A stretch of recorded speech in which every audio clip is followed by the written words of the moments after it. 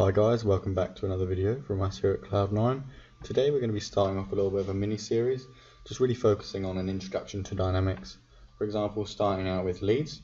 We're going to look at how leads can progress into accounts, opportunities and contacts, and then we'll move on to some of the more in-depth things such as marketing and how you can use invoices, orders and quotes, etc. So these videos are going to be based on the fact that you may be looking at dynamics for the first time. So what we're going to do is we're going to go back to the very basics. We're going to walk you through those and what the processes are to get those done. So what we're going to do is we're going to look at this black bar at the top. This is your main navigation bar. As you can see, it reads Dynamics 365 so that you know that you're in Dynamics. And then next to that, obviously, you've got your Sales tab. And then there's a drop down, and at the minute we're in the dashboard entity, so that's what it says there. So if we drop this little arrow down next to Sales, that's going to give us what we call this sitemap. Now in the sitemap, obviously you have all of your entities. May these be proper entities or referential. That's down to you how you want to customize your sitemap. We may go over that in one of the later episodes, but for now we will just cover the basics. So as you can see, you've got your different subcategories. So you've got sales, service, marketing, field service, project service, and resource scheduling. Now you may not see all of these depending on what licenses you have, but as this is a trial, we have access to all of these. So let's jump straight into a lead, which is where we're always going to start out. So say someone comes to you and they're a new client. Maybe they're going to do some work with you, maybe they're not. Maybe they send you an email and they just want to know some information. So what you do is you just create a new lead, and this is going to pull you up what we call the form. Now on the form you're going to have lots of these things called fields, and fields hold data on that form so that you can pretty much use it as just a data storage way. So we're going to start out by looking at the different types of fields.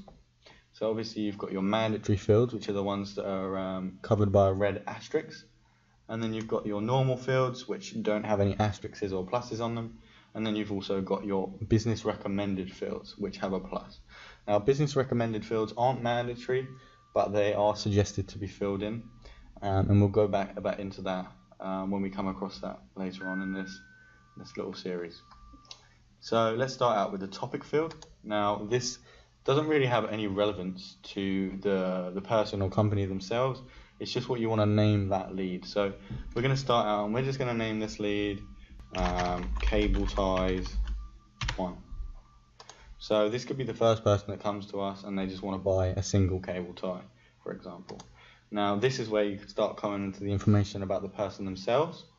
So for example, I'm just going to put my name in here, and then we can just simply do that. So that's where you store your first bit of information about the actual person themselves. And then you can also put their job role in, and all of these fields can be customized, and you can add new fields and customize these depending on what your needs are really. So I'm just going to fill this information in just as you would if you were putting a new client in. And then we're just going to go ahead and we're going to move on to the company section. Now in the company section, this is where you're going to highlight information about the company itself rather than the individual. And we'll go a bit more into why this is going to do that just as soon as we get this done. So we're going to call this company Cloud9. And this information isn't relevant really, so we're not going to put that in just yet. And as you can see, that's the main information you've got there. You've got the information on the contact of the lead, and you've also got the information on what that company is. And as I mentioned, these fields can be added, removed, and you can create new fields based on your requirements. So what I'm going to do is I'm just going to go ahead and save this record. As you can see, there's a save button up here. If you look in the bottom right, there's actually a little save button down here. Once it loads, there you go. So it's like that little floppy disk down there. You can save there too. So now moving on to the process of actually qualifying that lead. Once you maybe have got some business to do with them, or maybe they've left you and they're no longer wishing to work with you, we can go through both of those processes. So we're going to start out with explaining to you what this little bar up here means. Now, when you qualify a lead, which means once you work with that client and you are going to do some existing maybe project work, or you're selling them some products, you would then qualify that lead. It would create an account, a contact, and an opportunity within your CRM system. We'll go into each of those once we do qualify this lead, but we will start out with showing you how to do so. So there's a little qualify button up here on the taskbar. Now once you click that, it will give you the option to qualify it. Now as you can see, once you qualify that lead, it does take you directly into an opportunity. This is due to the fact that leads actually progress onto opportunities if you were looking at it from a business perspective. So we're now in that opportunity, and as you can see, there are more fields in here than there actually was on the lead. Now these are more related to products and the work that you're going to be doing with that client, whereas before it was more about the information of the actual people themselves as well as the company. So here we've got our topic field, which is carried over from our lead, and we've also got this field here. Now this is the account field. So if you remember on the lead, we actually filled in the account name, and what that's done once we've qualified it is it's actually created an account for us called Cloud9 Insight. And it's actually done the same with the contact as well. So what we've got here is we've got a quick view form for the contact that we've created through qualifying that lead. And we'll go into both of those in a second. So we're going to start out with the account. So let's just click this little hyperlink here, and this will take us directly into this account record. So here we go, here's our account record. As you can see, that you can hold various types of information on that account itself.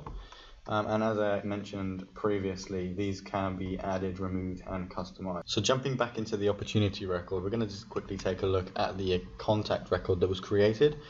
So what we're going to do is we're simply just going to click this little hyperlink here that's got my name on it, and this will take us to our contact record.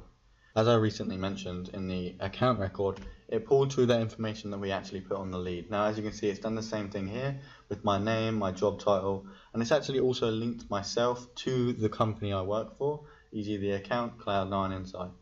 And it's pulled through my email address and also my business phone. So I hope that's been a good introduction to using accounts, contacts, and opportunities. In our later episodes, we will go on to how we can use those more efficiently. We'll go into the posts, activities, and notes, and we'll see what they can do. And we'll also go into the other aspects of the entities too. So thanks for watching another video from us here at Cloud9. Please do check out our other videos. And if you do have any requests on videos, please do send them over to our support email. But once again, thanks for watching. Please do drop us a like, rating, and subscribe, and we'll see you on our next video.